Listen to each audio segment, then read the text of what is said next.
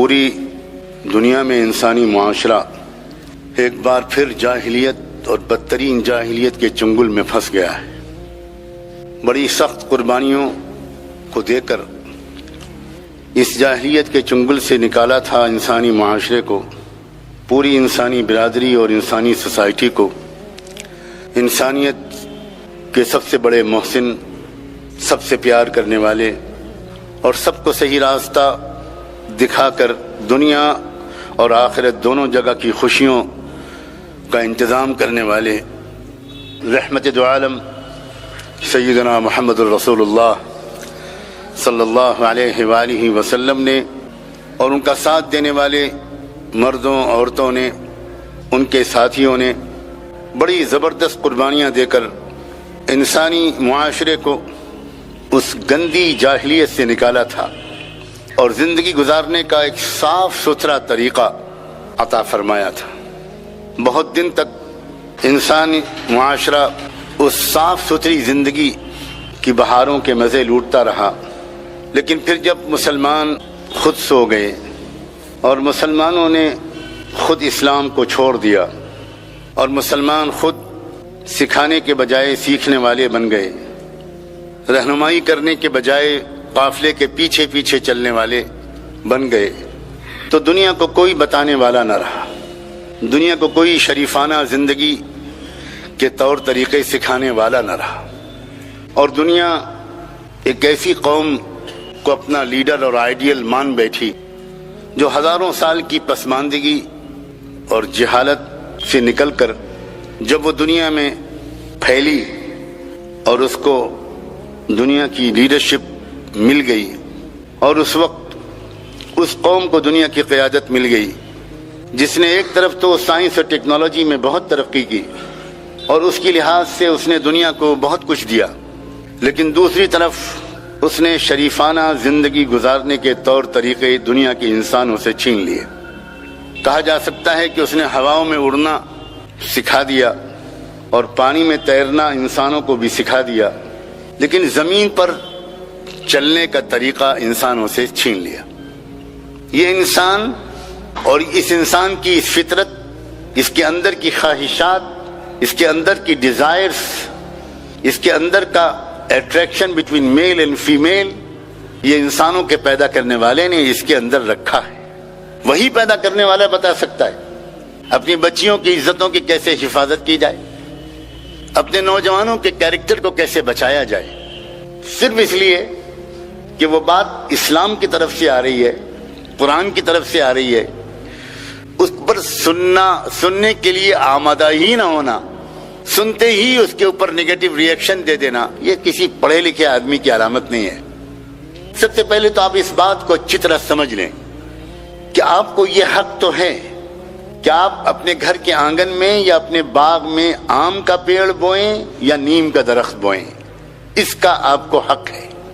कोई आपको मजबूर नहीं कर सकता कि आप नीम के दरख्त न बोएं, आम का ही दरख्त बोएं, लेकिन आपको इसका कोई हक नहीं है कि आप बोएं तो नीम का पेड़ और बड़ी मेहनत करें उस नीम के दरख्त पर, बीज डालने के बाद से, पौधा लगाने के बाद से अच्छी तरह उसकी सिंचाई करें, उसको उसका रिक्वायर्ड जो फर्टिलाइजर है वो दें, उसको प्रोटेक्ट करें तमाम कीड़े मकोड़ों और बीमारियों से, और जब वो पेड़ पूरी तरह फल देने के लायक हो जाए तो आप इंतजार में बैठे रहें कि अब इसके अंदर से आम के पेड़ निकलेंगे। इसका आपको कोई हक नहीं है। अगर आप समझदार आदमी हैं तो नीम के पेड़ से, नीम के फल के सिवा किसी और चीज का इंतजार करना ये पागलपन आपके नजदीक भी है। राइट फ्रॉम द बिगिनिंग जरा सोचिए, चारों तरफ के मुआशरे में हमने क्या हालात बनाए हैं।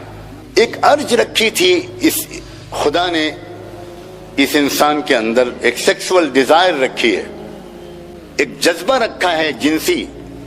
कोई शक नहीं कि वो इंसान के जज्बों में सबसे ताकतवर जज्बा है। ये जज्बा क्या मकसूद है? ये जज्बा इसलिए रखा गया है कि इंसान और कुछ न सोचे और कुछ न करे, बस सेक्स को सोचे और सेक्स करे और उसके पीछे ही पागल रहे। दिन को भी वही, रात को भी वही, जागते में भी वही, सोते में भी वही। ये मकसद है इसका। یا کچھ اور پلاننگ ہے اس زندگی کے بنانے والے کی؟ اس زندگی کے بنانے والے کا جو روڈ میپ ہے، جو اس کا ماسٹر پلان ہے، اس کو تو سمجھو۔ اس کا ماسٹر پلان تو یہ ہے کہ انسانوں سمجھو، میں نے دنیا میں تم کو بہت بڑے مقاصد کے لیے پیدا کیا ہے، ایک بڑا مشن ہے تمہارا۔ میں نے کسی اور مخلوق کو اتنے اونچے مقصد کے لیے نہیں پیدا کیا جتنے اونچے مقصد کے لیے میں نے تم کو پیدا کیا، اور میں نے تمہارے ہی اندر اس مقصد کو حاصل کرنے کی اعلیٰ استعداد رکھی ہے، اور کسی کے اندر نہیں رکھی، ایون فرشتوں کے اندر نہیں رکھی۔ بن دیکھے مجھے ماننا، مجھے یاد کرنا، اور میری مرضی پر چلنا، اور اس زمین کو سجا دینا، ایک ایسا معاشرہ اس میں بنا دینا جس میں ہر انسان سوسائٹی کے لیے کچھ چھوڑ کے دنیا سے جا رہا ہو۔ آج کے مسلمان تو یہ بات جانتے ہی نہیں کہ ساری تحقیقات، سائنٹیفک ڈسکوریز، ساری ایجادات، ساری تحقیقات، سارے ریسرچ یہ انہی لوگوں نے کی ہے کہ جن کو لا الہ الا اللہ کے ذریعے ایمان کی دولت ملی تھی، اور محمد الرسول اللہ کے ذریعے عمل صالح کی دولت ملی تھی۔ سر تاپا بہترین لوگ تھے۔ وہاں کسی عورت کو خطرہ نہیں تھا اپنی عزت کے لوٹنے کا، کسی لڑکی کو خطرہ نہیں تھا اپنی عزت کے لوٹنے کا۔ کیا پیشن گوئی کی تھی محمد الرسول اللہ نے؟ دیکھو گے تم وہ دن جب یمن کے کنارے سے ایک عورت سونے کے زیورات میں لدی ہوئی چلے گی، اور افریقہ کے آخری کنارے تک اکیلے سفر کرے گی، اور اس کو راستے میں کوئی تیکھی نگاہ سے دیکھنے والا نہیں ملے گا۔ یہ پروٹیکشن دیا تھا عورت کو اسلام نے، یہ عزت دی تھی، یہ آنر دیا تھا، یہ ڈگنیٹی دی تھی، یہ وقار دیا تھا، یہ اسٹیٹس دیا تھا۔ اب ایک ہے تہذیب اور معاشرہ وہ جس میں چاہا یہ گیا کہ انسان کی جو ہر وقت کی تمنائیں ہیں ان کا رخ رہے تمدن کے کام آنے والے کاموں کی طرف، اور وہ بہت ہی پاک دامنی اور عفت کے ساتھ اپنی نکاحی بیوی سے اپنی اس خواہش کو پورا کر لے اور فارغ ہو جائے، اور پھر لگ جائے ہفتوں کے لیے تمدن کی خدمت میں، معاشرے کی خدمت میں، خیال بھی اس کے دل میں نہ آئے۔ تبھی انسان وہ صالح معاشرہ وجود میں آیا تھا۔ وہ معاشرہ جس میں انسان ریل میں سفر کر رہا ہے تب وہی سوچ رہا ہے، بس میں بیٹھا ہے تب وہی سوچ رہا ہے، کتاب پڑھ رہا ہے تب وہی سوچ رہا ہے، کمپیوٹر پہ بیٹھا ہوا نیٹ پر ریسرچ کر رہا ہے تب سامنے ننگی لڑکیوں کے فوٹو بلا وجہ اشتہار میں آ رہے ہیں۔ اس معاشرے میں یہ حادثے نہیں ہوں تو تعجب ہے، یہ حادثے ہونا، یہ تو نیم کے پیڑ پر نیم کے پھل تو آئیں گے ہی آئیں گے۔ اسلام لڑکوں کو بھی جینے کا طریقہ سکھاتا ہے، لڑکیوں کو بھی جینے کا طریقہ سکھاتا ہے۔ اسلام مردوں کو بھی زندگی کا سلیقہ سکھاتا ہے، اسلام عورتوں کو بھی زندگی کا سلیقہ سکھاتا ہے۔ اسلام نوجوان لڑکوں سے بھی کہتا ہے کہ تم کس طرح اپنی نگاہوں کو نیچا رکھو، اپنے جذبات پر کنٹرول کرو، ایک بامقصد زندگی گزارو، اپنے دل دماغ پر کچھ بہتر خیالات کا غلبہ کر لو۔